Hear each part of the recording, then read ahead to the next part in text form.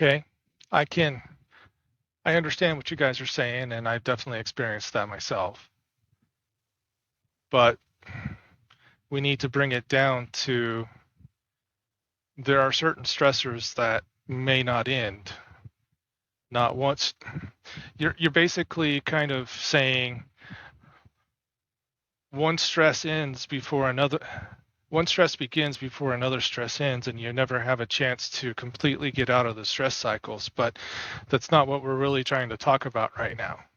What we're trying to talk about is when there's a specific stress in our life that doesn't end.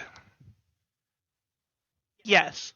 So I think you're right. There is a distinction. We have all of these stressors. They're relatively small when taken one by one at a time, and then they do kind of pile up through the day. But what you're talking about is big stressors that go on for a long period. So according to Medline Plus, this is a stress that lasts for weeks, months, or longer.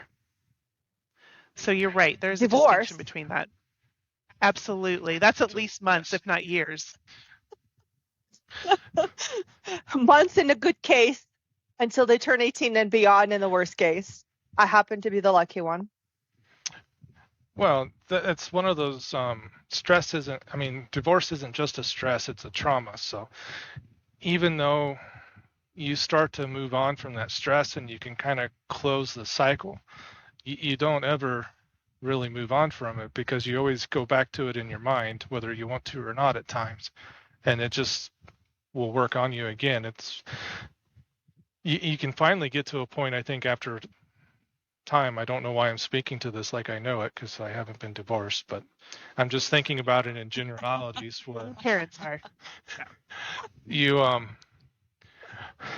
just thinking about it how in other aspects where I've had significant trauma that, well, okay, let me speak to it as a child that their parents were divorced in their 20s. So I was in my 20s when my parents divorced, and it took me 10 years to get over that and rekindle relationships with my mom to a point where we have a decent relationship again. So that takes time, and it definitely is a single stress. I can't say that that situation caused me stress for 10 years, but it definitely caused me stress for the short term as well because I was living with my dad at the time that the divorce happened. So then I had to